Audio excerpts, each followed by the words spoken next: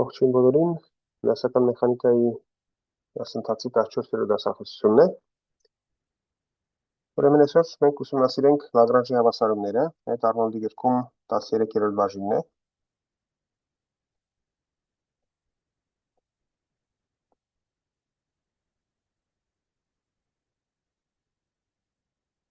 Նախ վերհիշենք, թե ինչ արեցինք նախորդ անգամ։ Նախորդ անգամ ուսումնասիրեցինք վարիացիոն սկզբունքը,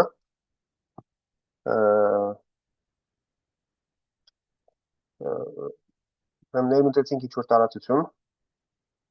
այդ կարող է լինի վեկտորական կամ աֆին տարածություն, եկեք մի անգամից նայենք աֆին տարածության դեպքը,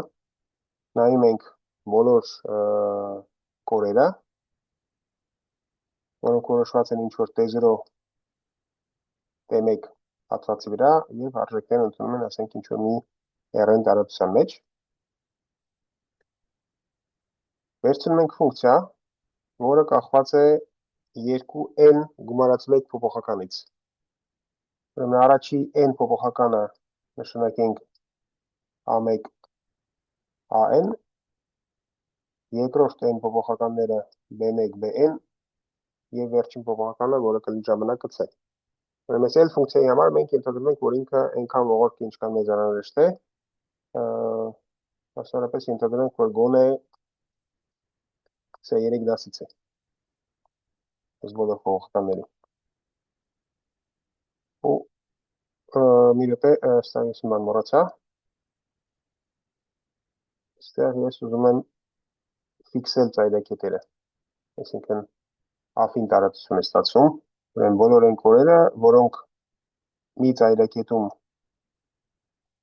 ընդունում են x0 արժեքը, այս ինչ-որ ֆիքսված կետ է R-ում, մյուս ծայրակետում x1 արժեքը։ Սա էլ ինչ-որ ֆիքսված կետ է R-ում։ Եթե x0-ն x1-ը 0 են, ապա ստանում ենք վեկտորական տարածություն, հակառակ դեպքում պարզապես աֆին տարածություն։ Ու նայում ենք հետևյալ ֆունկցիան, phi գամմա, որը հավասար է ինտեգրալ T0-ից T1, վերցնում ենք L-ը, առաջի n փոփոխականի փոխարեն տեղադրում ենք xt կամ գամմա t,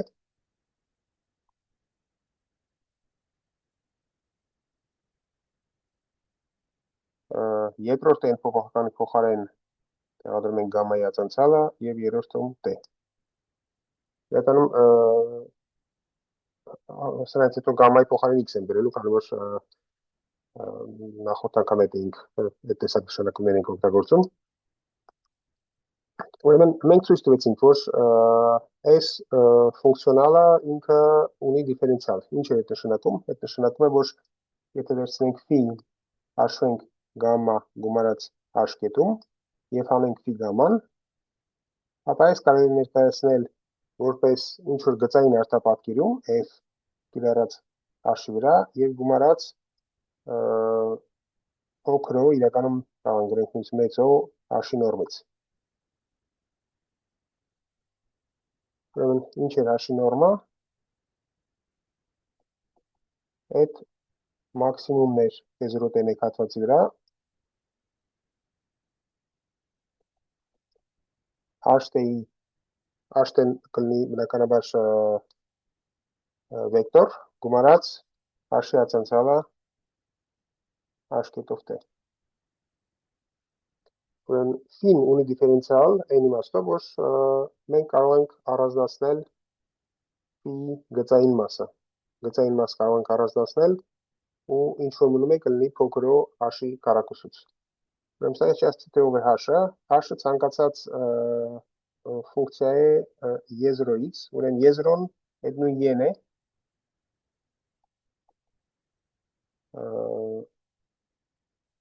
երբ x0-ն հավասար է x1-ի հավասար է 0-ին։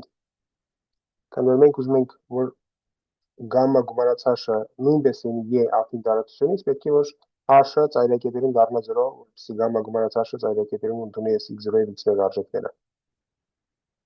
Ու հիմնական թեորեմը, որ մենք ցույց տվեցինք, հետևյալն էր, թեորեմ,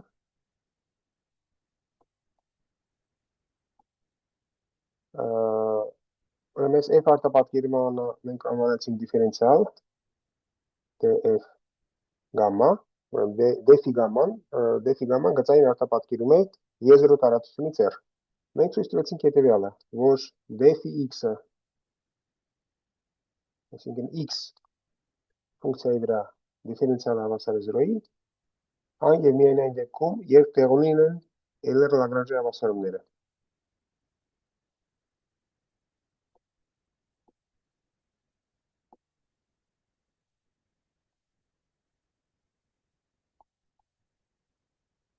Որոնք են Euler Lagrange հավասարումները, ուրեմն ստեղ ունենք n հավասարում, որոնք գրվում են հետևյալ տեսքով, ածանցյալ վերցնում եմ L-ի ածանցյալը ըստ B-կայի և հանած L-ի ածանցյալը ըստ AK-ի հավասար է 0-ին։ Կան հավասար է 1-ից n ու բոլոր տեղերում x-ը բնականաբար տար է y-ից, ստեղ երկու են գումարած մեկ արգումենտ կա, որտեղ a-երի փոխարեն ես տեղադրելու եմ x-t, b-երի փոխարեն տեղադրելու եմ x-ի ածանցյալը և c-ի փոխարեն տեղադրում ենք t։ Ուրեմն x կորը phi ֆունկցիոնալի էքստրեմալ է, էքստրեմալ նշանակում է, որ դիֆերենցիալ հավասար է 0-ի, այն և միայն այն դեպքում, երբ տեղի ունեն Lagrange հավասարումները։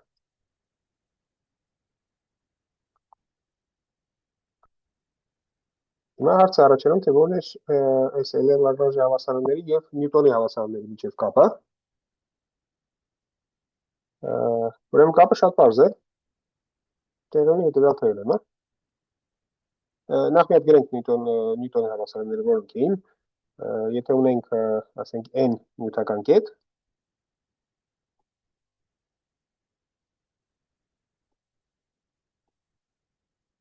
որում սրան գտնվում են ու ֆունկցիայի որոշված պոտենցիալ դաշտում, ուրեմն ստեղ x-ին ի տարբերություն նախորդի կլինի կետ R3-ից։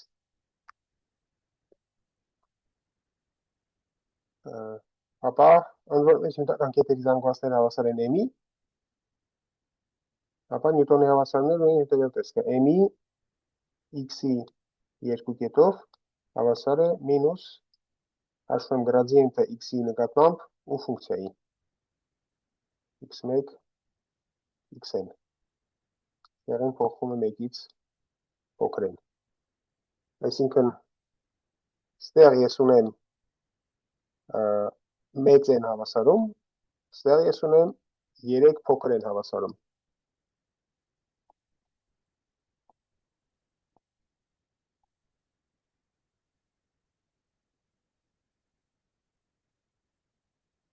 Թեորեմը ասում է հետևյալը,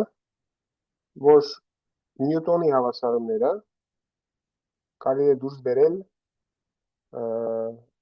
որպես Euler Lagrange հավասարումներ, եթե ճիշտ ընտրենք L ֆունկցիան։ Թեորեմը հետևյալն է։ Եկեք ինչ-որ անուններ տանք սրանց, եկեք թող սալնի 1 հավասարումները, ասել մի երկուսը։ Թեորեմը ասում է հետևյալը, այս անուն ունի, կոչվում է Համիլտոնի նվազագույն գործողության սկզբունք։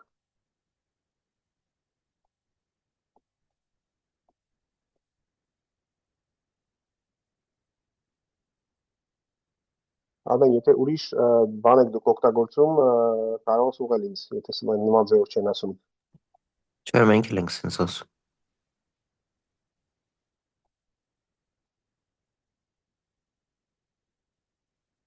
Ուրեմն ինչ է ասում Համիլտոնի նվազագույն գործողության սկզբունքը, ասում է, որ x1, xn ֆունկցիաները երկուսի լուծում է, x1, xn-ը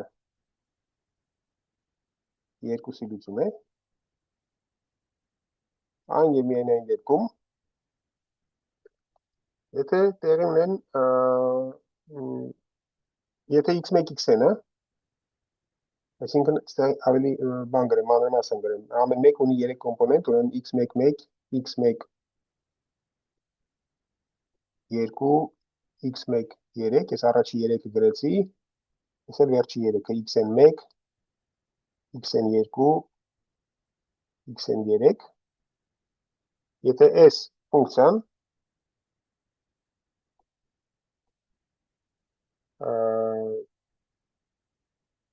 ուրեմն phi գամմայի էքստրեմալ է, այսինքն դիֆերենցիալ հավասար է 0-ի, որտեղ պետք է ես ասեմ ով է L ֆունկցիան, ուրեմն L-ը կախված պետք է լինի x-ից, եկեք a, b, c-ի փոխարեն գրեմ x կետով b, ուրեմն L-ը պետք է կախված լինի x-ից, x-ը արդեն կլինի այս դեպքում վեկտոր 3 n տարածության մեջ, x կետովից նույնպես 3n-ի մեջ, և իրական t-ից կախված չի, ուրեմն L ֆունկցիան այդ կինետիկ և պոտենցիալ էներգիաների տարբերությունն է, այսինքն ստացվում է գումար, in հավասար է 1-ից n, 1 երկրորդ m-ի x-ի կետովի հեռակուսի և հանած ու x1 xn։ Այսինքն այս հավասարումները, որոնք նկարագրում են n նյութական կետի շարժումը ու ֆունկցիայով տրված պոտենցիալ դաշտում, L ֆունկցիայով որոշված ֆունկցիոնալի էքստրեմալներ են։ Ապացույցը իրականում միտողն չի, կամ կոնից միտող է, լավ, ասենք տենց։ Պարզապես պետք է գրենք սրան L-ին համապատասխանող Euler Lagrange հավասարումները։ Ապացույց։ Գրում ենք Euler Lagrange հավասարումը, դրա համար ինչ պետք է հաշվենք ածանցալները։ Ուրեմն ածանցալը L-ի ըստ x-ի, x ունենք մենակ ստեղ, ստացվում է մինուս դու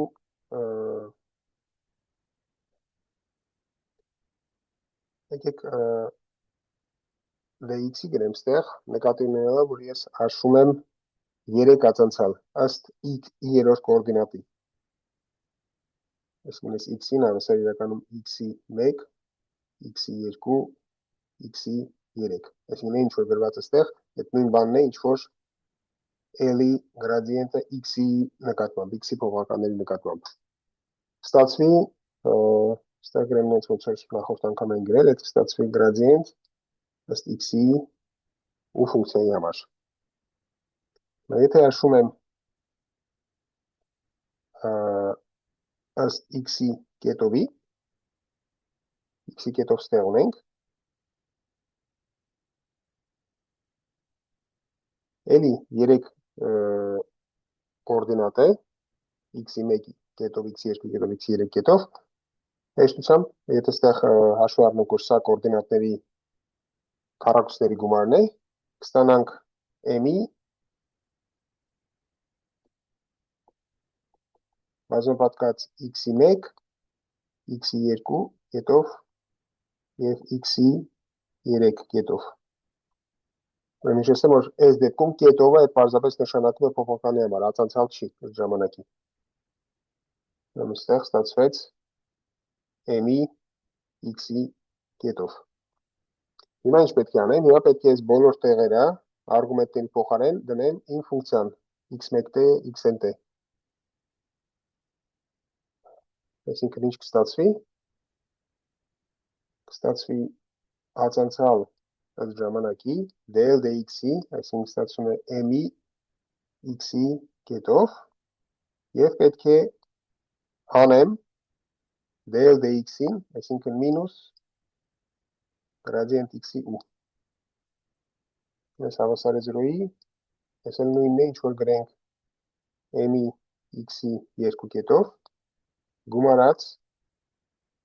գրադիենտ x-ի ու։ Սրանք էլ այս նույն հավասարումներն ինչ որ գրված են ստեղ։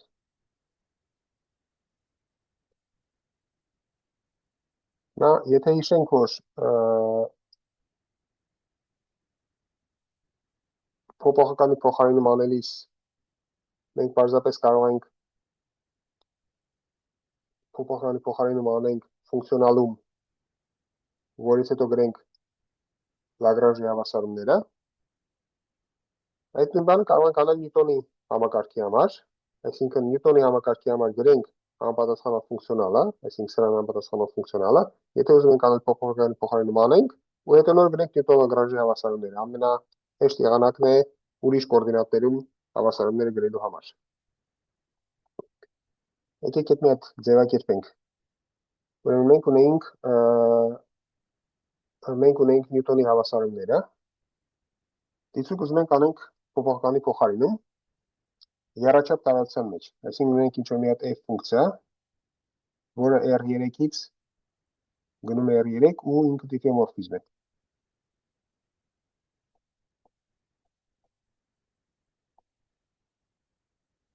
Այսինքն սահմանում է փոփոխականի փոխարինում,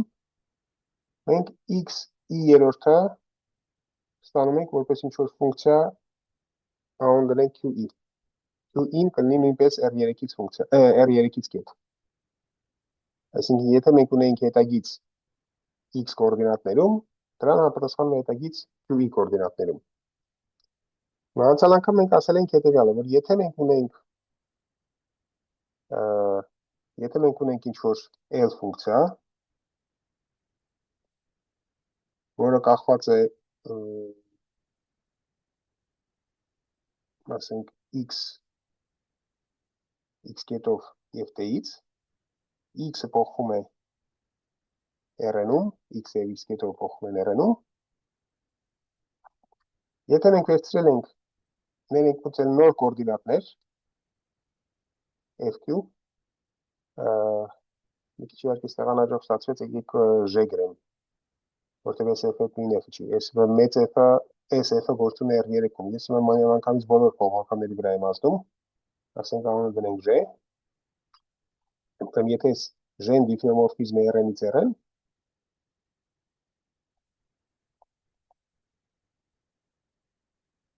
ապա նոր Լագրանժյանը կունենա հետևյալ տեսքը, ուրեմն L ալիքով, որը կախված կլինի Q-ից, Q կետովից և T-ից, կունենա հետևյալ տեսքը L, X-ի փոխարեն պետք է դնեմ JQ, իսկ X կետովի փոխարեն ոչ թե պետք է դնեմ JQ կետով, այլ պետք է դնեմ J-ի ածանցյալը, այսինքն J-ի դիֆերենցիալը, կամ Յակոբի մատրիցը,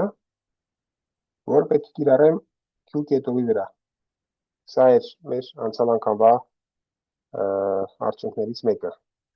Այսինքն, քանի որ եթե ես ունեմ ինչ-որ կոր xt,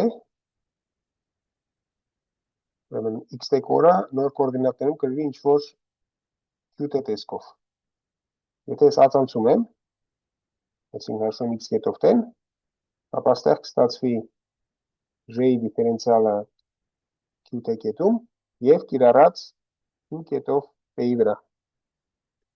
Այսինքն, այն ինչ-որ գրված է ստեղ,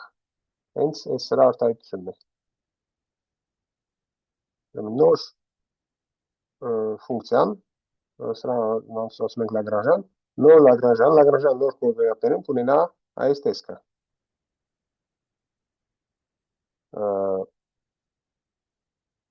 Ու այդ դեպքում x-ն,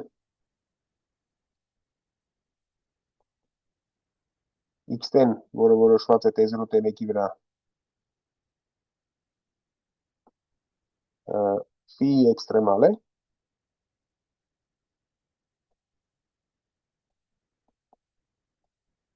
այն և միայն այն դեպքում, երբ համապատասխան Q-ն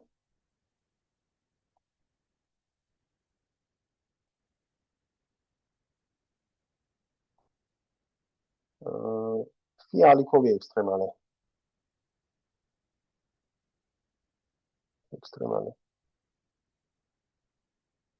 Որտեղ phi ալիքով բնականաբար այդ L ալիքովին համապատասխանող ֆունկցիոնալներ։ Phi ալիքովը Q-ի վրա հավասար է ինտեգրալ T0-ից T1, L ալիքով Q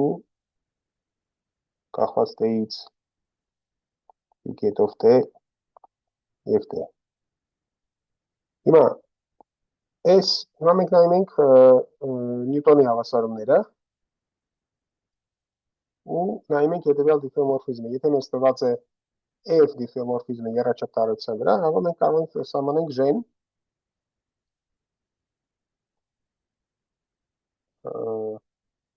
Q1 Q-n-ի վրա, մենք գործը հետևյալ ձևով, պարզապես յուրաքանչյուր կոորդինատի վրա ազդում ենք F-ով, FQ1, FQn։ Անցյալ անգամ մենք ես ապացուցեցինք, երբ մեծ n-ը հավասար է 1-ի, բայց կամայականինի համար նույն ապացույցն է, պարզապես մի փոքր տարբերություն կա հավասարումների մեջ, մի քիչ ավելի երկար հաշվել է, բայց մտահղացումը լրիվ նույնն է։ Հիմա ստեղից հետևում է հետևյալը, ուրեմն թեորեմ, կամ հետևանք, որ x1 x-ը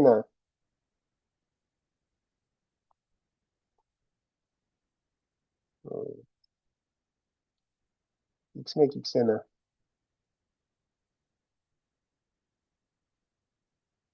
այստեղ հավասարներն մենք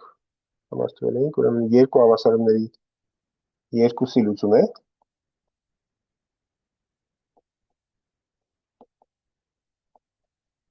այն և միայն այն դեպքում, երբ Q1 Q-ը բավարարում է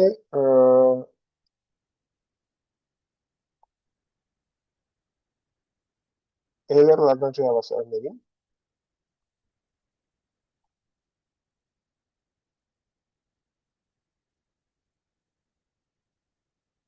պետք է ասեմ, որ ինչ ֆունկցիայով, ուրեմն L Q կետովը հավասար է, ես պետք է վերցնեմ այս մեր նախորդ ֆունկցիան, սա, որի մեջ պետք է անեմ փոփոխականի փոխարինում, x-ի կետովը պետք է փոխարինեմ համապատասխան այս սրանով, դե x-ին էլ FQ-ով։ Դե հենց այդ եմ անում, այսինքն ստացվի գումար,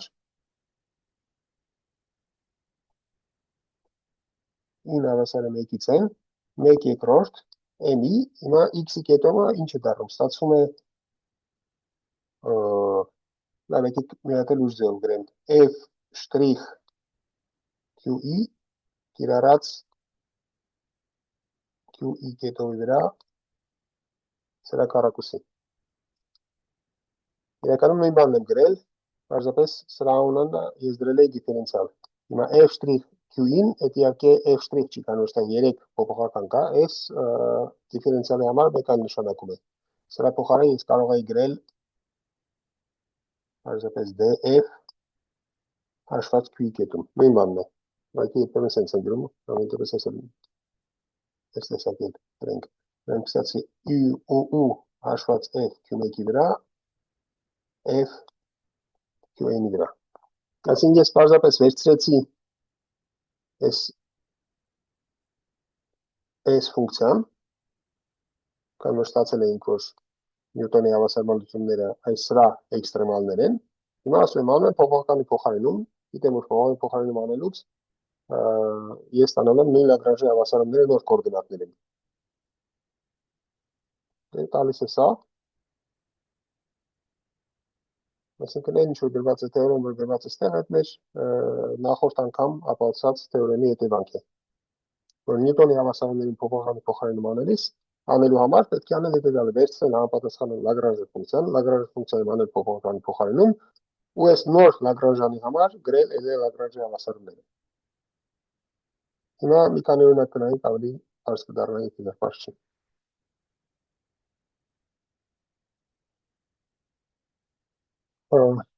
Ուրեմն մի քանի տերմիններ սահմանում,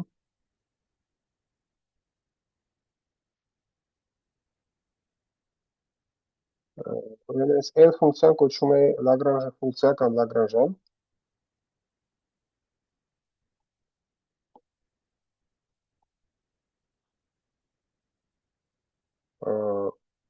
Q-իները ընդհանրացված կոորդինատներ, Ընդհանրած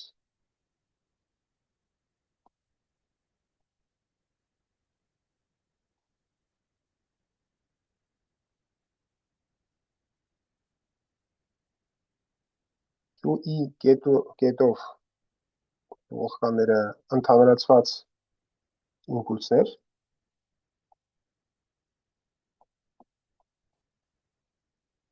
ուրեմն ինչ ունենք ածանցալը QE չեմ իրոք է իմպուլսներ չէ ընդհանրացված արագություններն էին իմպուլսները սրանք են DL DQE կետով սրանք դնում ենք P-ի ու սրանք ընդհանրացված իմպուլսներ QE կետովները ընդհանրացված արագություններ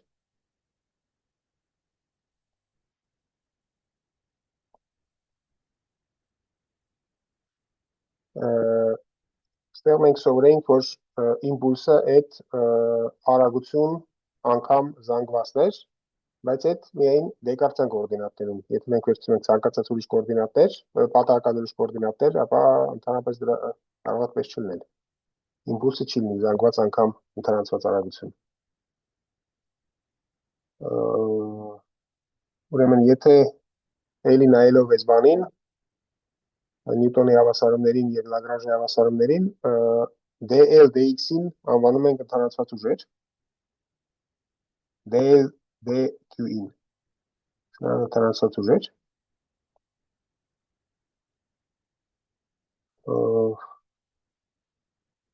ուրեմն ինտեգրալի անունը գործողություն q կետով t dt գործողություն Այստեղ մենք մեր առաջ թեորեմ ասում էր Համիլտոնի նվազագույն գործողության սկզբունքը, ինչի նվազագույն, որտեղ եթե ինչ որ x-ի վրա գործողությունը ընդունում է մինիմալ արժեք, ապա տեղ դիֆերենցիալը 0 է։ Շատ հաճախ իրականում իրական հետագծերը, իրական ուղեծրերը ոչ թե էքստրեմալ են, ոչ միայն էքստրեմալ են, այլև մինիմում են այս գործողության։ Դրա համար Համիլտոնի նվազագույն գործողության սկզբունք անունի բանը թեորեմը ու վերջապես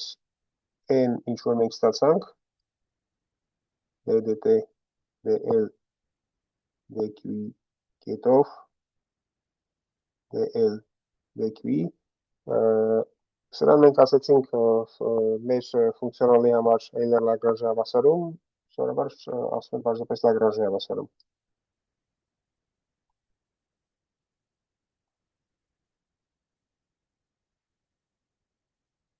Շատ լավ, եկեք մի քանի օրինակ նայենք։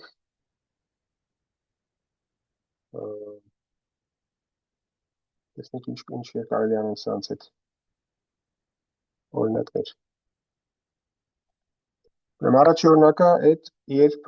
պոտենցիալ հավասար է 0-ի, այսինքն մենք նայում ենք կետի շարժումը, ազատ շարժումը եռաչափ տարածության մեջ։ Մեր Լագրանժյանը կլինի կինետիկ էներգիան 1/2 m x-ի կետով կառակուսի, որը մենք Euler-Lagrange հավասարումը ստացվի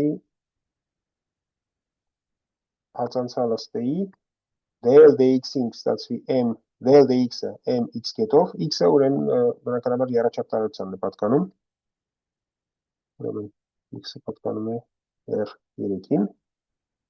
այս հավասար է 0-ի դե սովորական հավասարում է որ արագացում պետք է հավասարվի 0-ի այդ դեպքում իմպուլսը իրոք զանգված անգամ արագությունն էր Երկրորդ օրինակը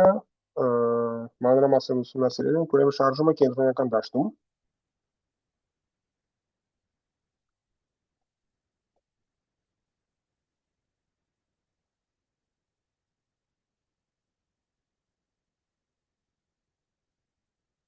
Ուրեմն ինչ է նշանակում կենտրոնական դաշտ, նշանակում է, որ ուն կախված է միայն r-ից։ Այսինքն ես ունեմ հաշտության վրա երկու կոորդինատ x1 եւ x2 կարող եմ օգտագործել նաև բևեռային կոորդինատները r-ը, որ հավասար է քառակուսի արմատ x1 քառակուսի գումարած x2 քառակուսի եւ φ-ին, որը կարող եմ գրել որպես արկտանգենս x2-ը բաժանած x1-ի իհարկե ավելի հեշտ նկարելիս ամեն ինչը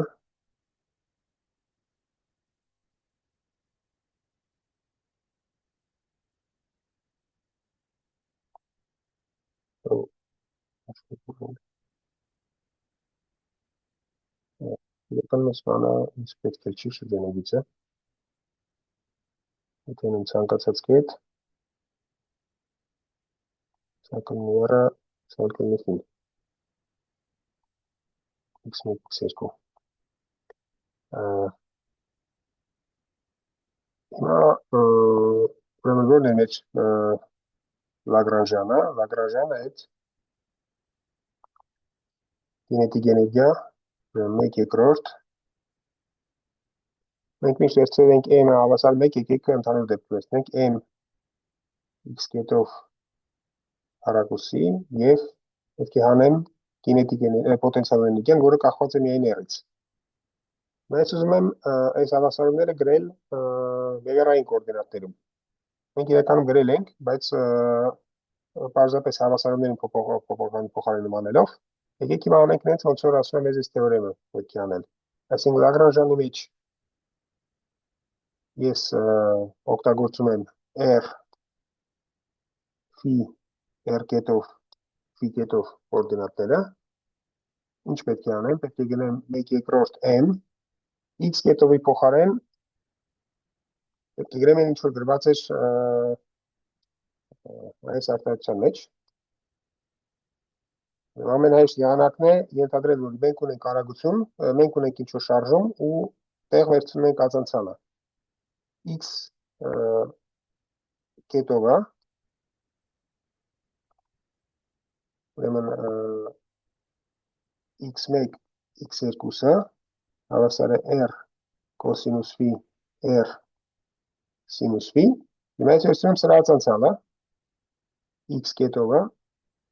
հավասար է ուրեմն կլինի r կետով կոսինուս phi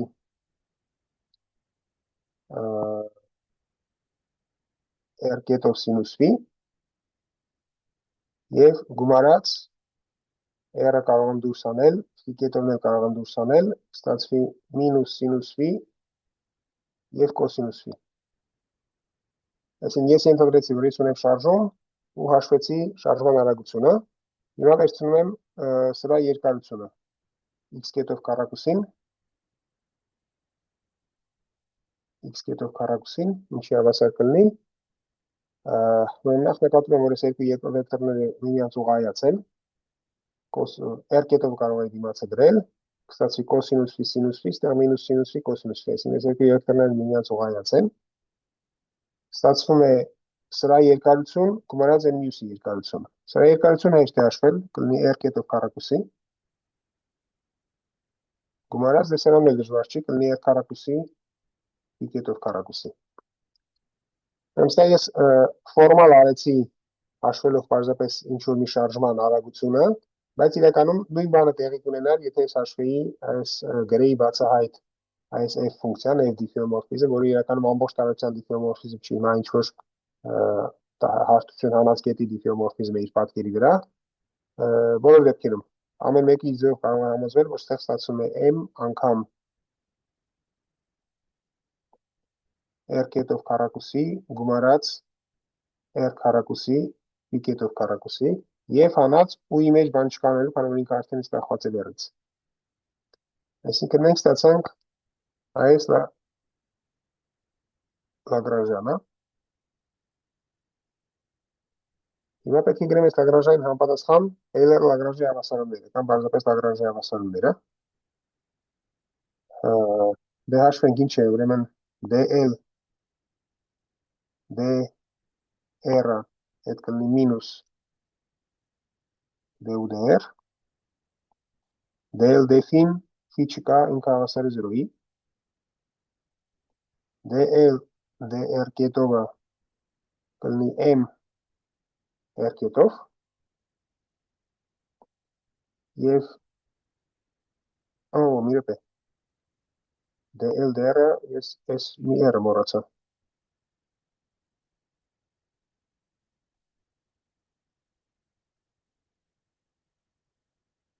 ուրեմն DL DR-ը կլինի սրա ածանցյալ եւ սրա ածանցյալը ստերի ստացվի գումարած M R phi կետով քառակուսի։ Ուրեմն DL D phi կետովը կստացվի R քառակուսի phi կետով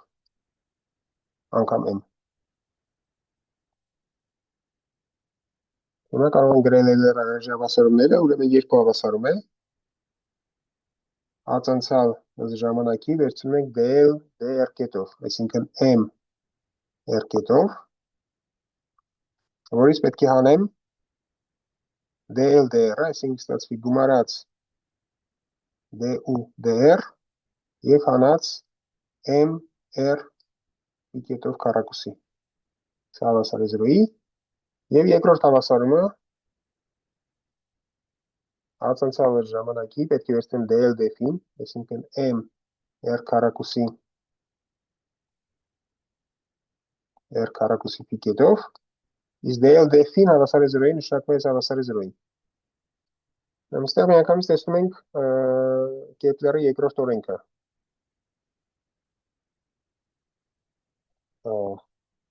R քառակուսի phi կետովը հավասար է հաստատունի։ Եթե հաստատ նշանակենք M-ով, ուրեմն Կեպլերի երկրորդ օրենքը։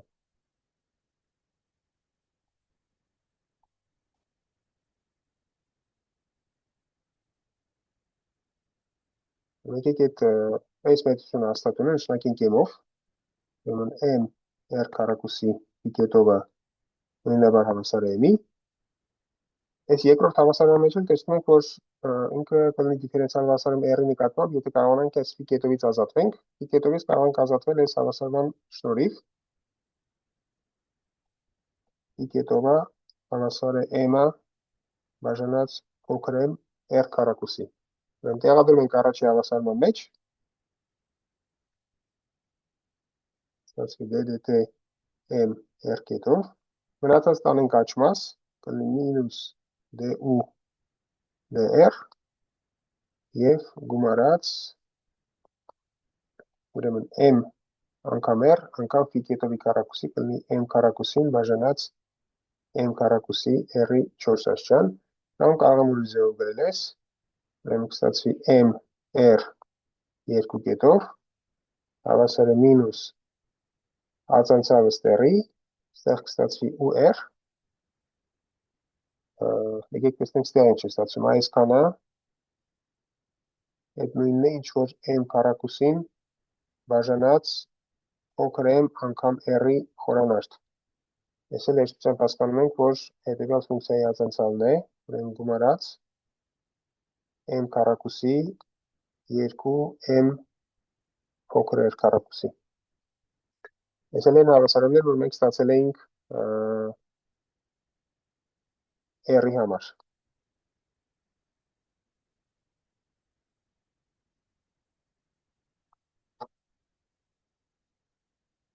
Այսինքն նորից տանում ենք այն արդյունքները, ինչ մենք արդեն ուսումնասիրել էինք։ Եվս մի օրինակ նայենք։ Ստեղ մենք ենթադրեցինք, որ շարժում տեղի ունի կենտրոնական դաշտում։ Եկեք նայենք նորից շարժում հարթության վրա, բայց այս անգամ արդեն ցանկացած դաշտում։ Այսինքն ուն կախված կլինի ոչ միայն R-ից, այլև P-ից։ Երրորդ օրինակն է շարժում հարթության վրա։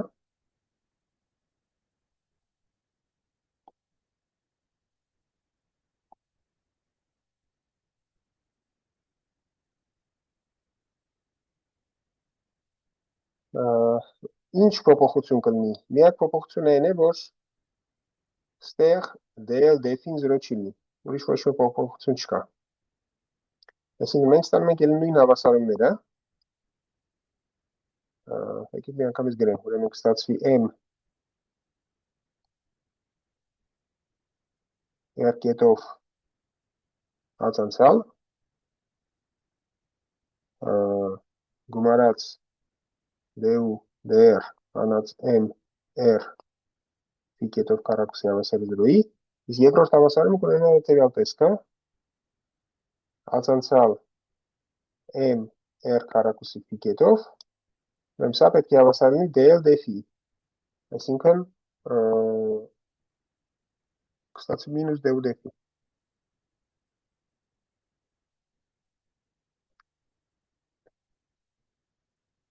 Եկեք մի քիչ ավելի մանրամասնենք, թե այս ինչ է գրված սա իրականում։ Արդյոք այս ինչ-որ մեզ ծանոթ ինչ-որ օրենք չի։ Սրա մասին մենք արդեն գիտենք այս ինչ էր։ Այս իրականում մեր նյութական կետի մոմենտներ հարթությանը ուղղայած առանցքի նկատմամբ։ Այսինքն եթե մենք ստեղծում ենք մեր հարթությունը,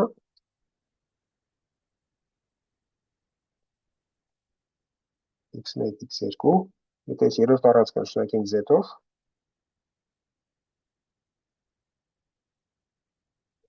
ու ներմուծենք հետևյալ մեծությունը mz, ես վերցնում եմ x-ը կոորդինատը, իմպուլսը եւ նայում եմ սրա վեկտորական արտադրյալը, այսինքն կինետիկ մոմենտը, ու պրոյեկտում եմ z առանցքի վրա։ Հաշվել ենք մի քանի անգամ, եկեք մի հատ էլ վերիչների համար նորից հաշվենք,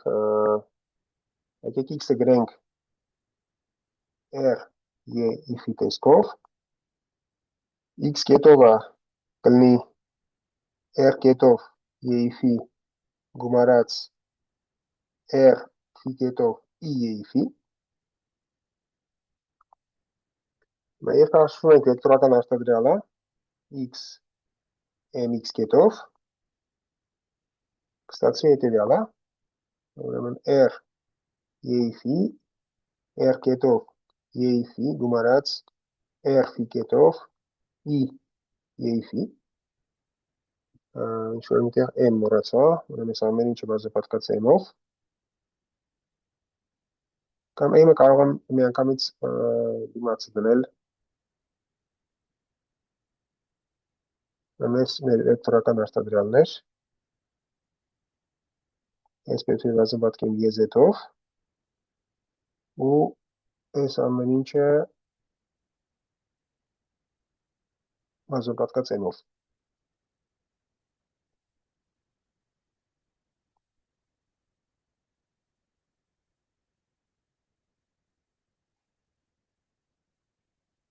Հավասար է,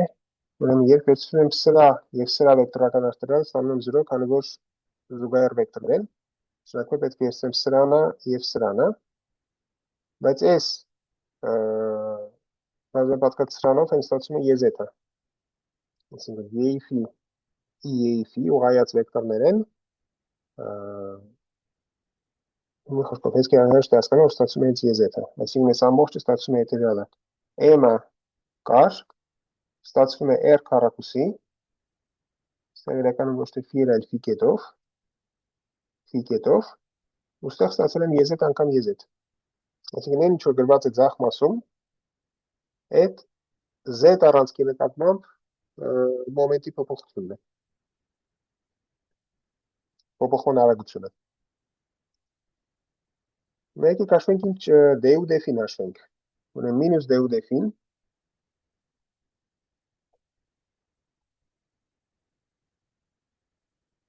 հավասար է, ես օգտագործում եմ բարդ ֆունկցիայի ածանցալի համար բանաձևը, մինուսը գրենք, ստացվի ուրեմն du dx1 dφ գումարած du dx2 dx2 dφ։ Ամենը գրեցի, թե ոնց են ածանցում բարդ ֆունկցիան։ Փոխարինը փոխարինում եմ արել, x1-ը r կոսինուս phi, մենք x-ը գրեմ, x1-ը r կոսինուս phi, x2-ը r սինուս phi, ու նայում եմ որպես ֆունկցիա r-ից եւ phi-ից, բայց կարող եմ նայել ու նաեւ որպես ֆունկցիա x1-ից x2-ից։ Այդ դեպքում ածանցալը phi հաշվելու համար օգտագործում եմ բարդ ֆունկցիայի ածանցալի բանաձևը։ Ուրեմն ինչ է ստացվում, ուրեմն հավասար է D ու dx1 այդ մեր ուժն էր դեկարծան կոորդինատներում, այսինքն ստացվի մինուս D ու dx1-ի փոխարեն դնում եմ մինուս f1 անգամ dx1 df-ին ստացվում է սա պետք է հացանցեմ ըստ v-ի, ստացվում է մինուս r սինուս v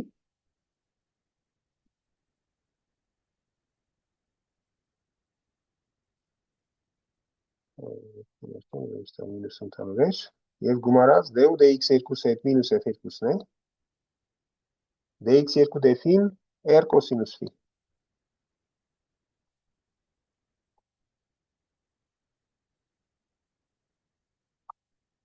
Ուրեմն ինչ է ստացվում f1-ի դեմ կա 3 հատ մինուս, ստացվում է մինուս r ընդհանուր է, մինուս r անգամ, մինուս f1 կոսինուս v և գումարած f2 սինուս v։ Ստեղ մի քիչ որ նայում ենք սրան, հասկանում ենք, որ այս ինչ է գրած։ Ուրեմն եթե ես վերցնեի ես ուզում եմ հավատալ այս սրա հետ, կամ որ պատասխանը գիտեմ x անգամ phi։ Ես վերցնում եմ ուժի մոմենտը O կենտրոնի նկատմամբ և ուզում եմ պրոյեկտեմ z առանցքի վրա։ Այսինքն ինձ հետաքրքիր է միայն այս վեկտորի երրորդ կոորդինատը։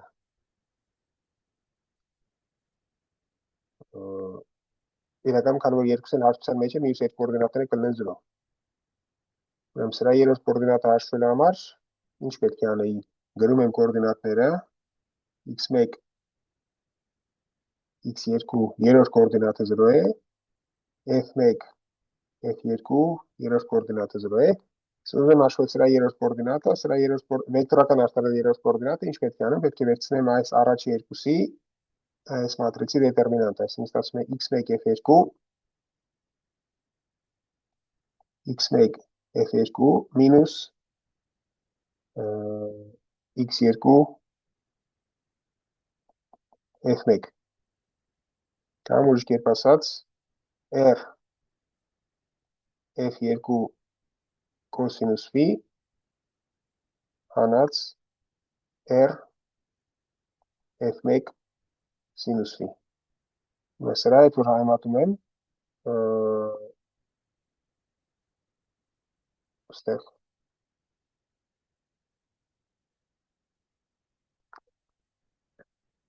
ինչ է ես ուզում ստանալ,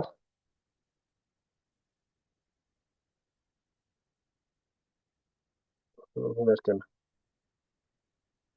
Ստեղ ստացել եմ f1 կոսինուս v, բայց f1 կոսինուս v չպետք է լներ, f1 սինուս v է ստեղ։ Ստեղ f1 սինուս v է, սա գրել եմ կոսինուս v։ Եվ ակարակը, f1 սինուս v և ստեղ կոսինուս v։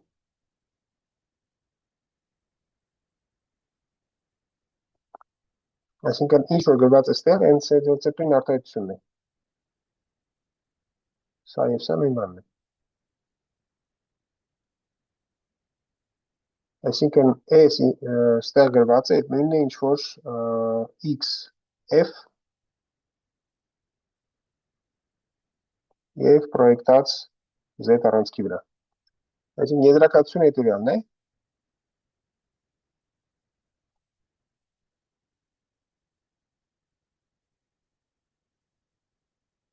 որ z առանցքի նկատմամբ մոմենտի փոփոխությունը, այսինքն mz-ի փոփոխման արագությունը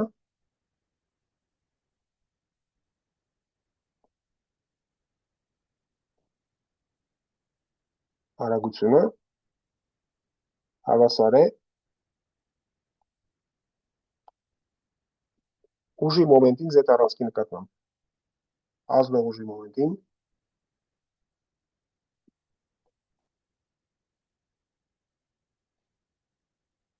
z-ի նկատմամբ։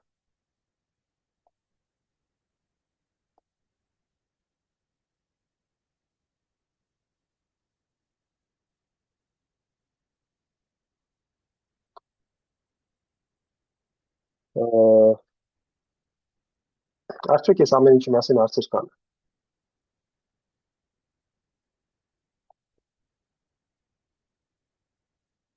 Միգուցե մի լրացում էլ անեմ, ուրեմն ստեղ մենք մի անգամ տեսանք, որ եթե կախվածություն չկա ինչ-որ մի կոորդինատից, ապա համապատասխան իմպուլսը հաստատում է։ Ուրեմն հետո մի անուն սահմանում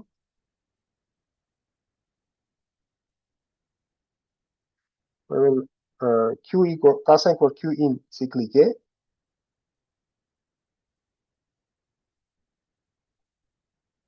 Q-ի կոորդինատը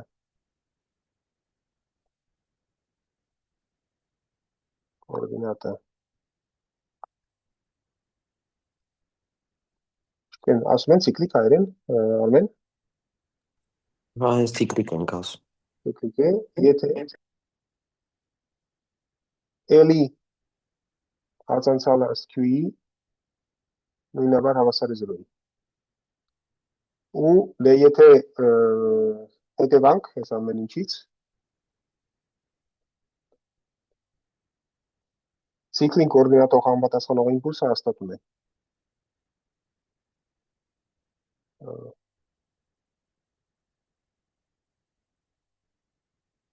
Ցիկլիկ կոորդինատին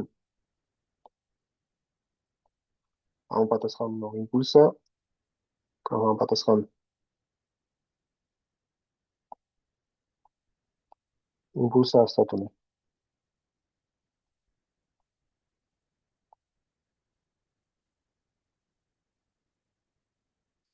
Դե ապացույցը իրականում ապացույցել բան չկա, նայում ենք էլ Լագրանժի հավասարումը, եթե DL DQ հավասար է 0-ի, ապա P-ի արձանցալը կլինի 0։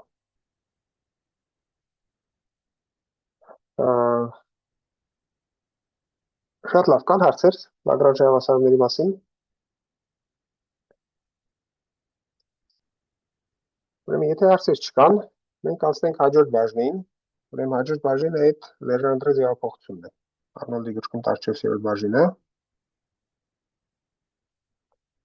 Լեժանդրե ձևափոխությունը։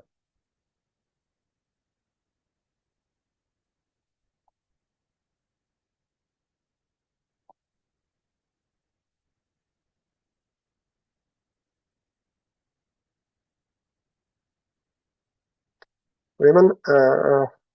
ինչի համար է Լեժանդրե ձևափոխությունը։ Այդ դրա համար է, որ Լագրանժի հավասարումները գրենք ուրիշ տեսքով, Համիլտոնի հավասարումների տեսքով։ Այս դրա համար մեզ պետք է այս մաթեմատիկական հասկացությունը Լեժանդրե ձևափոխությունը։ Լեժանդրե ձևափոխությունը կարելի է զարմանալ ցանկացած ֆունկցիայի համար, բայց մեզ պետք է մասնավոր դեպք, երբ ֆունկցիան ուռուցիկ է, այդ դեպքում նույնիսկ հավասարաչափ ուռուցիկ է, այդ դեպքում Լագրանժի հավասարումները պարզապես համարժեք են Համիլտոնի հավասարումներին։ Հակառակ դեպքում պետք է ավելի մանրամասն ուսումնասիրել։ Մենք նայելու ենք ամենապարզ դեպքը, երբ իրոք ունենք հավասարաչափ ուռուցիկ ֆունկցիա, այդ դեպքում ստանում ենք լրիվ համարժեքություն։ Ուրեմն սկսենք միաչափ դեպքից։ Դիցուկ ունենք f ֆունկցիա, որը գործում է R-ձեռ։ Մենք ասենք, որ սահմանում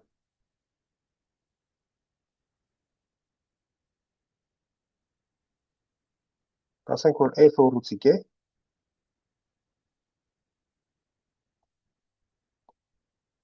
այս սահմանման այդ նշանակում է հետևյալը։ Ցանկացած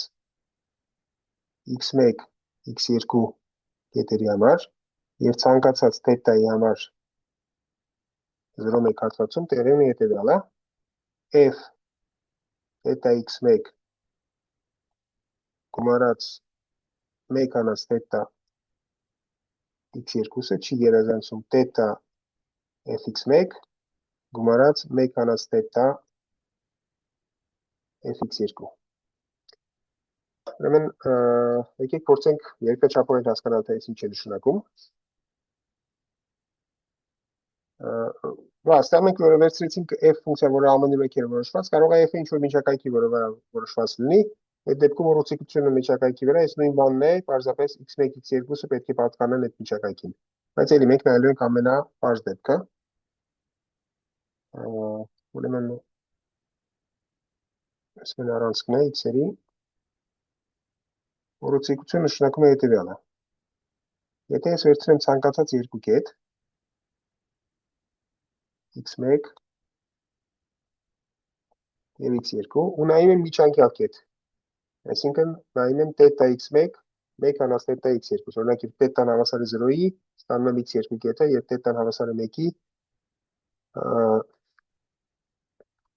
ստանում եմ x1 կետը, կամ եթե θ-ն հավասար է 1/2-ի, ստանում եմ այս հատվածի միջնակետը։ Ուրեմն ուռուցիկության անհավասարությունը ասում է հետևյալը, որ եթե վերցնեմ արժեքը միջնակետում, նա եթե նայում ենք սրան, θ fx1 1 հանած θ fx2, այս նույն բանն է անում ինչ որ այս գործողությունը, պարզապես y-ների առանցքի վրա։ Այսինքն այստեղ եթե ես նայեմ y-ների առանցքը, համապատասխան արժեքները fx1 եւ fx2, օրինակ միջնակետին կհամապատասխանի այս հատվածի միջնակետը, կամ կարող եմ անել հետևյալը, քանի որ ափի ֆունկցիա է, հարաբերություններ նայել այս հատվածի վրա, նույնն է, որ այս նայել համապատասխան հարաբերությունները ստեղ ու վերցնել համապատասխան արժեքը։ Այսինքն, ինչ որ գրված է աջ մասում, այս արտահայտությունը, այդ նույն բանն է, որ վերցնեմ համապատասխան կետը ստեղ, այդ նույն θ-ին համապատասխան կետը ստեղ, օրինակ 1/2-ին, ու արժեքը այս ափի ֆունկցիայի այստեղ։ Շնորհ չեղավ երևի, այս կետից պետք է տանեմ վերև, այստեղ։ Այսինքն այս θ fx1 գումարած 1 հանած θ fx2-ն է։ Այսինքն ուրիշ կերպ ասած, եթե ես վերցնեմ ցանկացած երկու կետ գրաֆիկի վրա, այդ կետերը միացնեմ իրար եւ հայմատեմ վերցնեմ ցանկացած կետ, հայմատեմ այս ստացված ափի ֆունկցիայի արժեքը եւ իմ f ֆունկցիայի արժեքը, ապա f ֆունկցիան միշտ կլինի ավելի ներքև։ Կամ ուրիշ կերպ ասած, ցանկացած երկու կետի համար այդ երկու կետով միացնող ափի ֆունկցիան ավելի մեծ է, քան թե այդ երկու կետերի միջև ընկած f ֆունկցիան։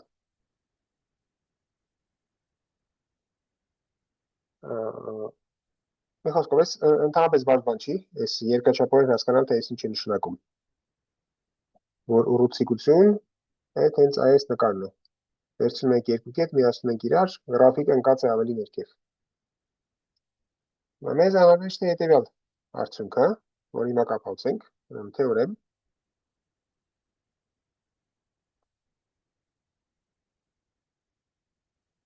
Ուրեմն դիցուկ, ուրեմն ուռուցիկ ֆունկցիան կարելի է ցույց տալ, որ ուռուցիկ ֆունկցիան միշտ անընդհատ է։ Ոչ միայն անընդհատ է, այլև ցանկացած կետում ունի աճակողմյան եւ ձախակողմյան ածանցալ։ Բայց կարող է ածանցելի չլինի։ Օրինակ եթե վերցնենք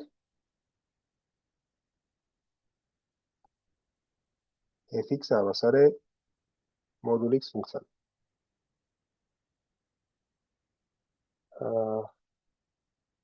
Դժվար չի ցույց տալ, որ բացառությամբ հաշվի դրվող կետերից ֆունկցիան կլինի ածանցելի, բայց երկրորդ ածանցալի մասին ընդհանրապես էլ բան չենք կարող ասել։ Երկրորդ ածանցալ կարող է գոյություն չունենալ։ Բայց եթե մենք գիտենք, որ f-ը c2 դասից է, ապա կարող ենք ասել հետևյալը. f-ն ուռուցիկ է, .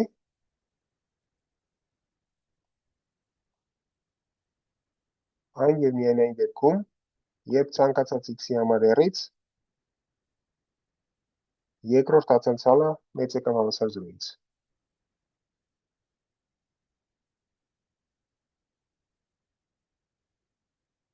Թեորեմը ասում է հետևյալը. C2 դասի ֆունկցիան ուռուցիկ է, այսինքն բավարարում է ցանկացած երկու կետի եւ ցանկացած թետայի համար այս անհավասարությանը, այն եւ միայն այն դեպքում, երբ f-ի երկրորդ տածանցալը ոչ բացասական է։ Ուրեմն եկեք ապացուցենք այս արդյունքը։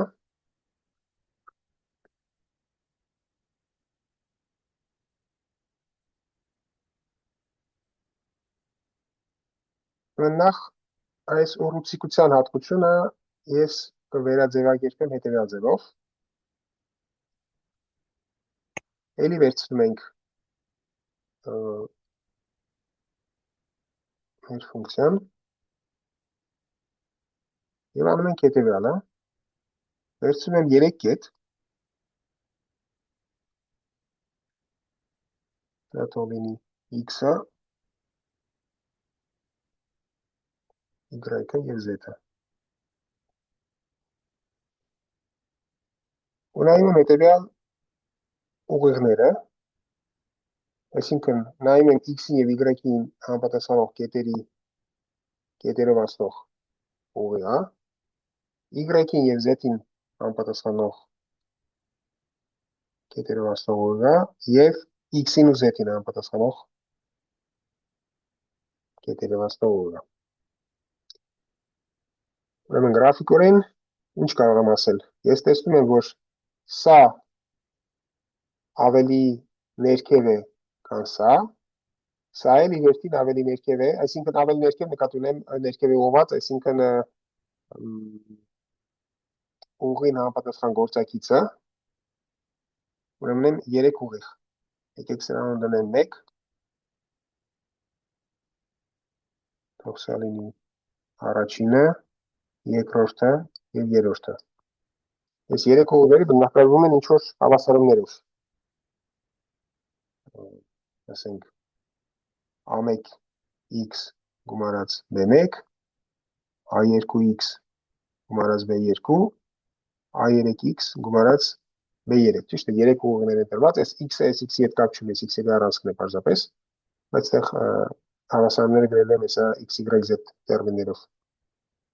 Ուրեմն 3 ուղիղ, առաջինի գործակիցը a1-ն է, երկրորդի գործակիցը a2-ն է, երրորդի գործակիցը a3-ն է։ Նկարին նայելով ես տեսնում եմ, որ այս առաջինի գործակիցը ավելի փոքր է, քան երկրորդի գործակիցը,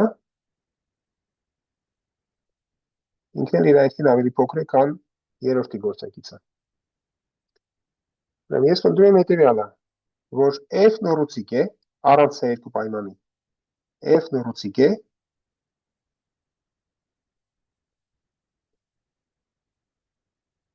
այն եւ միայն այն դեպքում, երբ տեղի ունի այս 3 հավասարումները։ Այս 3 հավասարումները ո՞նց կարող եմ գրել։ Ուրեմն a1 գործակիցը հավասար է ցանկացած x-ը փոքր է y-ից փոքր է z կետերի համար, եղել է հետևյալը։ fy հանած fx բաժանած y հանած x։ Ես գրեցի a1 գործակիցը։ Ես երկու կետերով անցնող ուղիղն եմ ուզում գրել, ինչ պետք է անեմ, պետք է ստեղից արժեքից անեմ ստեղած արժեքը եւ բաժանեմ y հանած x-ի վրա։ Այդ եմ գրել, ուրեմն a1 գործակիցը հավասար է այս սրան։ Ինքը պետք է ավելի փոքր լինի, քան թե այս մյուս գործակիցը։ Այս փոքր կամ հավասար է fz հանած fx բաժանած z հանած x, ինքն էլ իր հերթին փոքր կամ հավասար է երրորդ գործակիցը fz հանած fy բաժանած z հանած y։ Ուրեմն f-ը ուռուցիկ է, այսինքն տեղի ունի այս անհավասարությունը,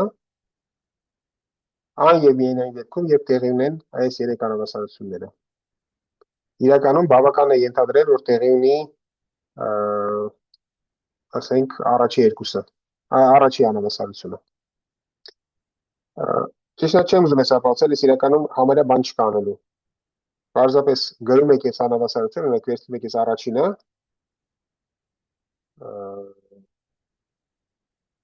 փորձում եք 3 կետ ունենք x, y, z, փորձում եք f, y-ի համար ստանալ անհավասարություն ու տեսնում եք, որ ստանում եք n ինչ-որ պետք է ստանաք, ասենք ստանում եք որ սա, և հակառակ, եթե սա ունեք, հեշտությամբ ստանում եք սրանք։ Ուրեմն թողնում եմ ինքնուրույն ապացուցելու համար, որ f ուռուցիկի այն և միայն այն դեպքում, երբ տեղի ունեն հետևյալ 3 անհավասարությունները։ Այսինքն ես մենք կենթադրենք հիմա ցույց տանք այս մեր համարժեքությունը։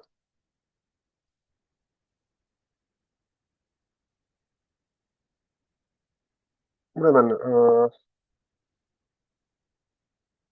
հիմա ենթադրում եմ, որ f-ը պատկանում է c2-ին։ Ես ուզում եմ ցույց տալ, որ երկրորդ ածանցալը պետք է լինի ոչ բացասական։ Ես ուզում եմ ցույց տալ, որ երկրորդ ածանցալը մեծ կամ հավասար է 0-ից, դրա համար բավական է ցույց տալ, որ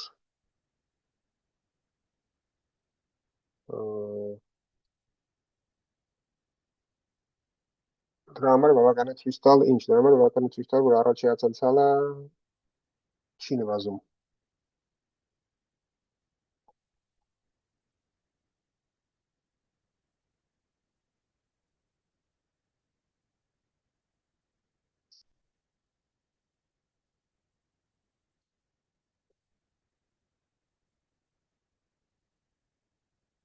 Ինչ անենք, վերցնենք երկու կետ,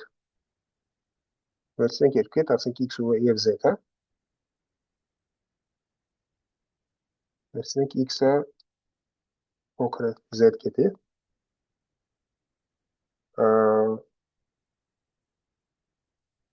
ստեղ կարող եմ գրել հետևյալը, որ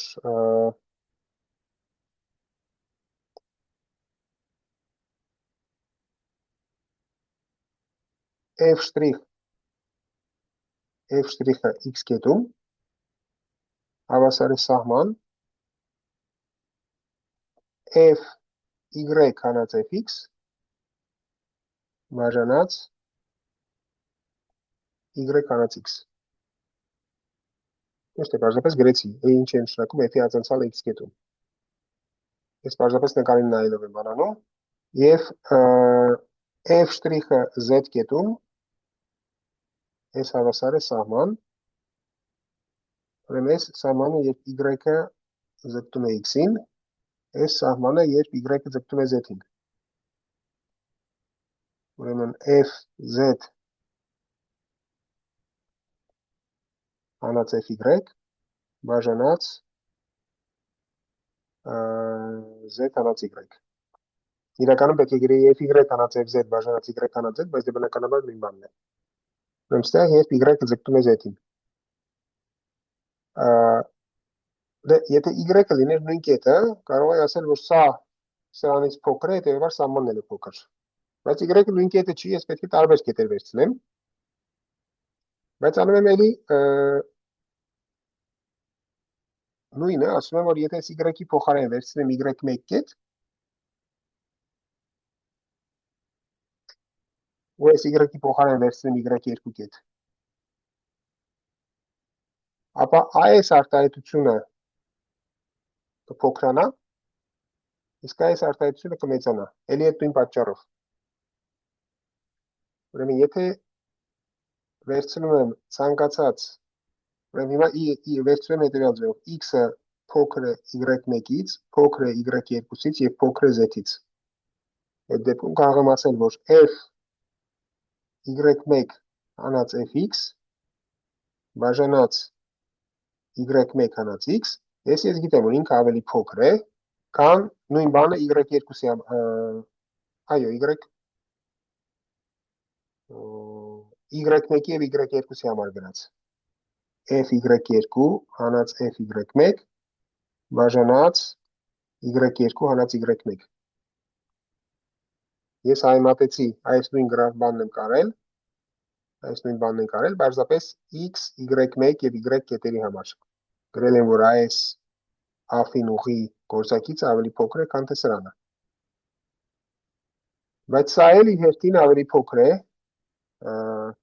y2-ի եւ z-ի համար հաշված։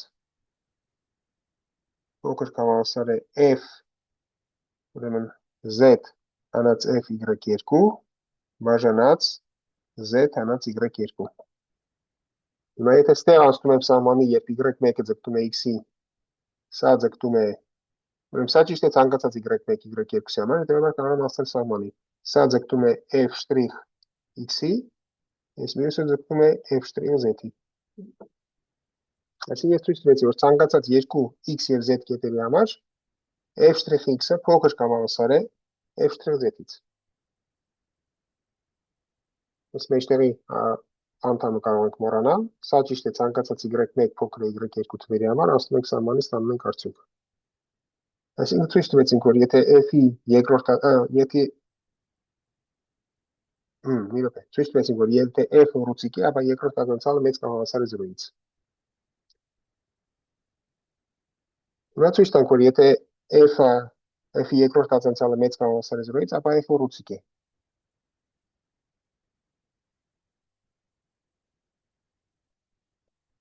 Ուրեմն դրա համար ես ցույց եմ տալու, որ սա փոքր է սրանից։ Իրականում այս մեջտեղինը պետք է չի։ Եթե ունենք սա, ապա ունենք ուռուցիկությունը։ Ուրեմն ցույց տանք, որ սա ճիշտ է։ Սա փոքր է սրանից։ Եկեք գրենք, ցույց տանք, որ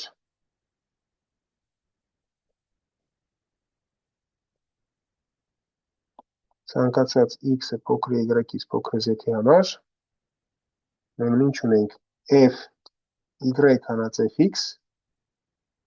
բաժանած y հանած x-ը փոքր կամ հավասար է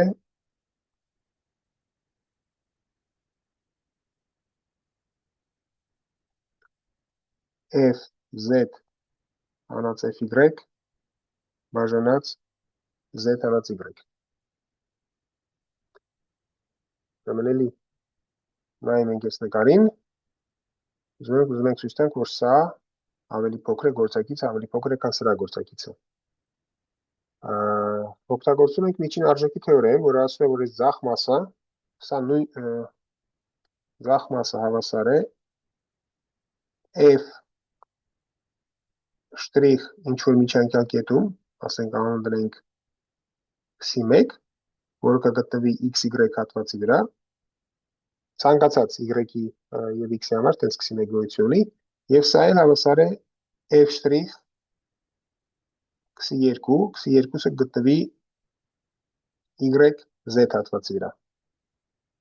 Բայց ես գիտեմ, որ երկրորդ հատանցյալը մեծ կամ հավասար է 0-ից, հետևաբար առաջին հատանցյալը չի նվազում, այս x1-ն էլ հաստատ գտնվի ավելի ձախ, քան թե x2-ը, հետևաբար սա փոքր կամ հավասար է սրանից։ Դե սրանից ցույց տվեցի, որ տեղի ունի այս հավասարությունը, սա էլ հեշտությամբ ստուգում եք, որ նույն բանն է, ինչ որ ուղղությունն է։ Վերջ սրանով ապացույցն ավարտվում է։ Այսինքն երկու անգամ անդադատանցելի ֆունկցիան ուռուցիկի այն եւ միայն այն դեպքում, երբ երկրորդ տածանցյալը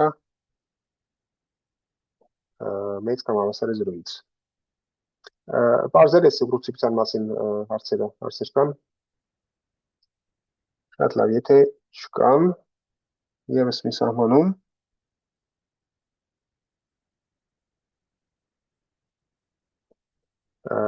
ուրեմն կասենք, որ f-ը խիստ ուռուցիկ է,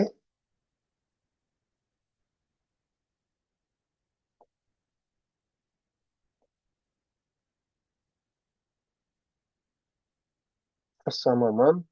ուրեմն միշտ սրանից հետո միշտ ենթադրում ենք, որ f-ը c2 դասից է, այսինքն ամեն անգամ չեմ ասում f-ը գոնե երկու անգամ ացանցելի է,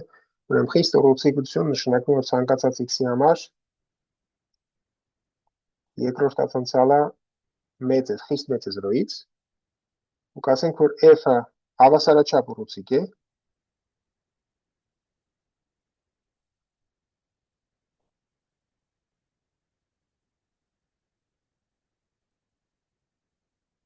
եթե գոյություն ունի գոյություն ունի a թիվ, այնպես որ ցանկացած x-ի համար r-ից երկրորդ ածանցալը գտնվում է a-ի և a-1-ի մեջ։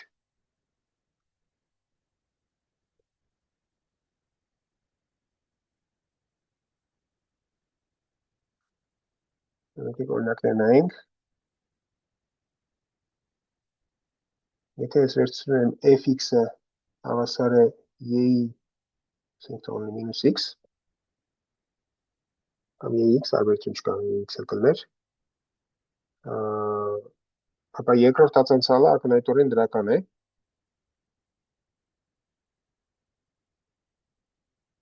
Խիստ մեծ է 0-ից, բայց ինքը սահմանափակ չի, ոչ վերևից, ոչ ներքևից։ Մյուս կողմից, եթե վերցնում ենք fx հավասար է ax քառակուսի գումարած bx գումարած c, այսինքն քառակուսային ֆունկցիա, ապա ակնհայտորեն երկրորդ ածանցալը հավասար է a-ի կամ 2a-ի, ու այս ֆունկցիան հավասարաչափ ուռուցիկ է։ Մի փոքր լեմ հավասարաչափ ուռուցիկ ֆունկցիաների մասին։ Ես մի հատ հարց կարամ տամ։ Եվ Այս հավասարաչափ ուռուցիկության առաջ անգամ հանդիպում ինքը ինչ որ երկրաչափական մեկնաբանություն ունի։ հենց այն դրա մասին է լեմը։ Դա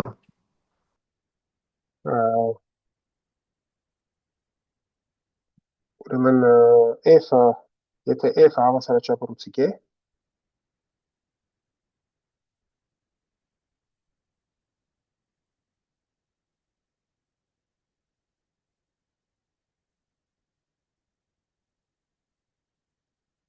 ապա գոյություն ունեն a և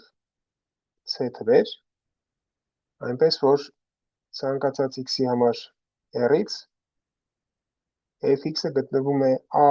x քառակուսի գումարած c և 1 բաժանած a x քառակուսի հանած c ֆունկցիաների միջև։ Այսինքն վերևից և ներքևից կարող են սահմանափակել պարաբոլով։ Իրականում հավասարաչափ ուռուցիկությունը ճիշտ է, ինչ որ պայման է, որը միշտ չէ բավարարված, բայց որպեսզի Լագրանժի և Համիլտոնի հավասարումները լինեն իրոք համարժեք, այսինքն եթե ունենք մի համակարգը, ապա կարող ենք գրել մյուս համակարգը, ընդ որում ստացված վեկտորական դաշտը ամենտեղ որոշված կլինի ու կունենանք լրիվ համարժեքություն, ամենապարզ պայմանը սա է, հավասարաչափ ուռուցիկությունը։ Հիմա եւս մի արդյունք ձևակերպեմ, պարզ կդառնա ինչի մասն է խոսքը։ Լավ, եկեք մի հատ սա արագապացուցենք, այստեղ համարյապացուցելու բան չկա։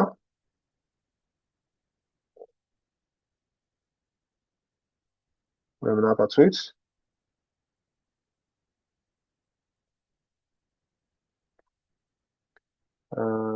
Գրում ենք Թեյլորի բանաձևը։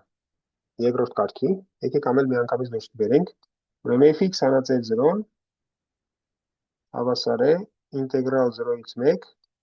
գրում եմ Նյուտոն-Լեյբնիցի բանաձևը ddt f հաշված tx կետում dt։ Որ գրեցի ընդամենը Նյուտոն-Լեյբնիցի բանաձևը, ուրեմն ածանցում ենք ինտեգրալ 0-ից 1 f շտրիխ tx, tx-ը ըստ t-ի ստացվում է x, կարող եմ գրել ինտեգրալից դուրս, ուրեմն dt անգամ x։ Ինտեգրում ենք մասերով, բայց մասերով ինտեգրելուց առաջ այս dt-ն մի քիչ տեղափոխենք։ Ինտեգրալ 0-ից 1 f շտրիխ tx d1 հանած t, այսինքն դիֆերենցիալի տակ dt-ի փոխարեն գրեցի 1 հանած t, մի հատ մինուս առաջացավ, դրա համար այս դիմացը մինուս դրեցի, որ բան չփոխվի, անգամ x, հավասար է ինտեգրում ենք մասերով, ստացվում է մինուս f շտրիխ tx անգամ 1 հանած t անգամ x, ու պետք է վերցնեմ t-ն հավասար է 0-ից Դեն հավասար է 1, հանած, բայց այս հանածի հետ դառնում է գումարած, ինտեգրալ 0-ից 1, f շտրիխը պետք է ևս մի անգամ ածանցեմ, ստացվում է f 2 շտրիխ dx, 1 մինուս t, dt, բայց քանի որ երկրորդ անգամ եմ ածանցել, այս tx-ն էլ պետք է ածանցեմ ըստ t, մի հատ էլ է x առաջանում, ստացվում է x քառակուսի։ Ինչ է ստացվում։ Ուրեմն ստեղ երբ t-ն հավասար է 1-ի, սա դառնում է 0, երբ t-ն հավասար է 0-ի, ստեղ ստացվում է f'0, բայց մինուս նշանով սրա հետ դառնում է պլյուս։ Ուրեմն ստացվում է f'0 անգամ x եւ գումարած այն ինչ որ գրված է ստեղ։ Ինտեգրալ 0-ից 1 ու այս ամեն ինչը։ dt x քառակուսի։ Այսինքն ինչ ստացա, որ fx-ը Taylor-ի բանաձևն է, բայց երկրորդ կարգի fx-ը հավասար է f0 գումարած f'0 եւ գումարած ինտեգրալ 0-ից 1 1 հանած t f2' dx dt անգամ x քառակուսի։ Ստեղ x-ը մոռացա։ Այս ձեզ ցանոթ Taylor-ի բանաձևն է երկրորդ կարգի, ընդ որում մնացորդային անտառը գրված է ինտեգրալ տեսքով։ Հիմա եթե f2' վերևից ներքևից սահմանափակված է i-ով եւ a-1-ով, ապա այս ինտեգրալ կարող եմ գնահատել։ Այսինքն եթե ես f'-ի f2' փոխարեն դնեմ ցանկացած b թիվ, եթե f2' փոխարինեմ b-ով, ստանամ ինտեգրալ 0-ից 1 1 հանած t անգամ b dt, եթե ներշնչությամբ հաշվում ստանում եմ b-ն բաժանած 2-ի։ Այսինքն կարող եմ ասել հետևյալը, որ fx-ը հավասար է f0 գումարած f'0x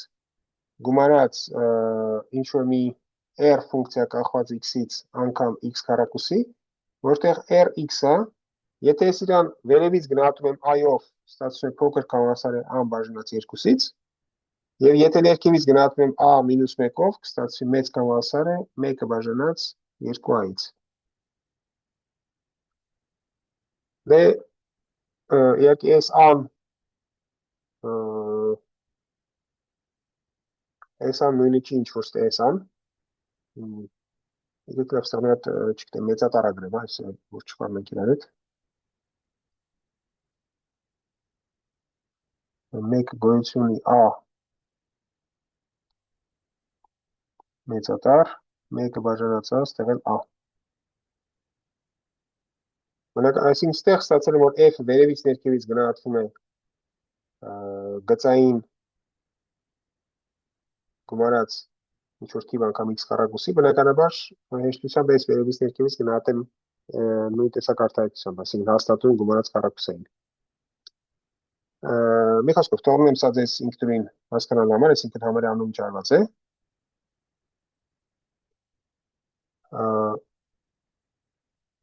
Հիմա մի սահմանում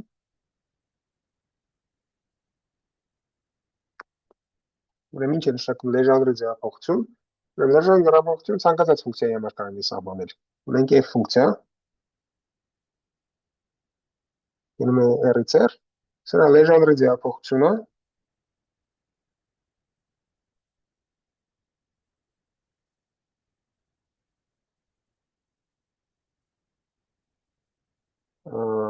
նշանակենք ասենք փոքրատառ j-ով,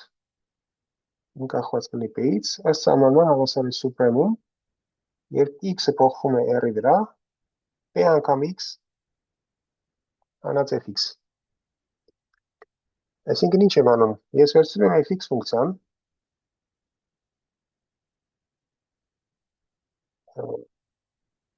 ասենք ինքը հասնի 0-ով։ Իրական դրա կարիք չկա, բայց ենթային 0-ով, որտեղ եթե f-ից հանում եմ a, լեժանդրի ձևափոխությունը գումարվում է a։ Այսինքն ես միշտ կարող եմ a-արժեք հանել 0 կետում։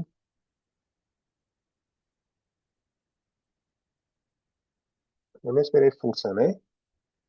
Ես f-ը համեմատում եմ px-ի հետ, p անգամ x, P-ն ցանկացած թիվ է, այսինքն ցանկացած ուղիղ է ստացվում, որը հասնում է 0 կետով։ Ու նայում եմ, թե այս ուղի որ կետում այս ուղիղը ամենահեռուն գտնվում է f-ից, ավելի բարձր գտնվում է f-ից, ընդ որում ամենամեծ տարբերությամբ։ Այսինքն, ստեղ ստացվում է ինչ-որ կետ, որտեղ այս տարբերությունը ամենամեծն է։ Իրականում դժվար չի հասկանալ, որ մենք ցույց կտանք իրականում, որ այս n կետն է, եթե հիստորիցիկ ֆունկցիա է, ապա այս կետը կլինի միակը ու կլինի այն կետը, որտեղ շոշափողը զուգահեռ է հենց այս px առանցքին, px ուղին։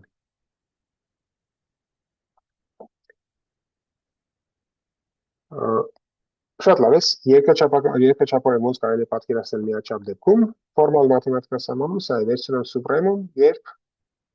x-ը պատկանում է r-ին, px առանց fx-ի։ Հիմա, պարզ է, որ եթե f-ը ներքևից գնահատվում է քառակուսային ֆունկցիայով, այսինքն այս սրանով, ապա այս սուպրեմումը միշտ կլինի վերջավոր։ Այսինքն դժվար չի պատկերացնել ֆունկցիաներ, որտեղ սուպրեմումը անվերջ է, օրինակ եթե վերցնեմ f-ը հավասար է y մինուս x, ապա կլինի հետևյալը. y մինուս x-ը սա է, դա երկեց վրային չի հասնում, եթե վերցնեմ p-ն դրական, ապա այս սուպրեմումը հավասար է անսահմանության։ Ցանկացած դրական p-ի համար j-ն հավասար է պլյուս անսահմանության դրական կիսառանցքի վրա։ Այս հավասարաչափ ուռուցիկությունը հենց չի թողնում, որ նման բան տեղի ունենա։ Ու իրականում ավելին տեղի ունի հետևյալ թեորեմը։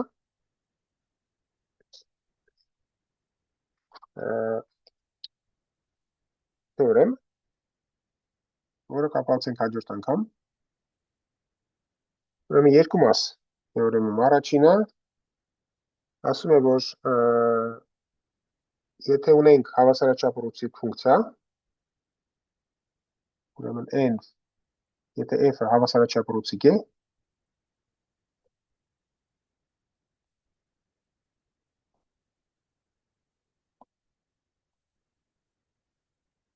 ապա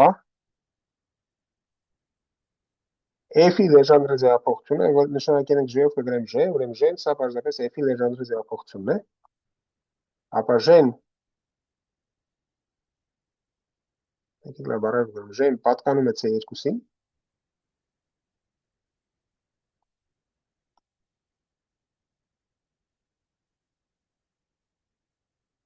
և հավասարաչափ ուռուցիկ է։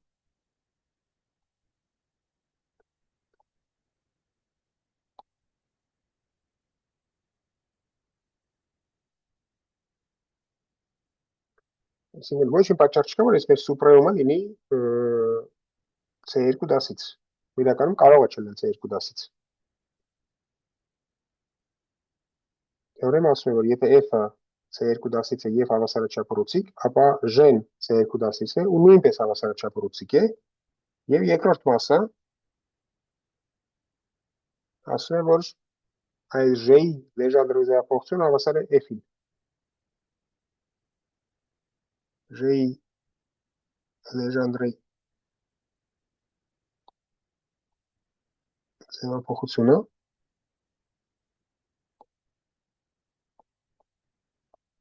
համընկնում է f-ի հետ։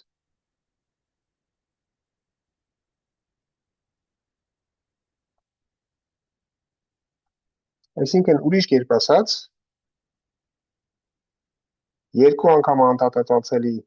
հավասարաչափ ուռուցիկ ֆունկցիաների դասում լեժանդրի ձևափոխությունը ինվոլյուցիա է։ Այսինքն երկու անգամ կիրառելիս ստանում ենք նույնական արտապատկերում։ Ուրեմն հաջորդ անգամ մենք կապացենք այս թեորեմը ու նաև կուսումնասիրենք այս նույն արդյունքը բազմաչափ դեպքում, ինչով է փոխարինում հավասարաչափ ուռուցիկությունը, ու կապացենք, որ եթե մենք կիրառում ենք լեժանդրի ձևափոխությունը, ապա ստանում ենք նոր փոփոխականներում ստանում ենք նոր հավասարումներ ավելի սիմետրիկ տեսք ունեցող, որոնք կոչվում են Համիլտոնի հավասարումներ։ Շատ լավ, իմ կարծիքով սրանով կսահմանափակվենք այսօր, արդյոք կան հարցեր։ Դե եթե հարցեր չկան, ուրեմն այսօր այսքանը կհանդիպենք հաջորդ անգամ, ստեսություն բոլորին։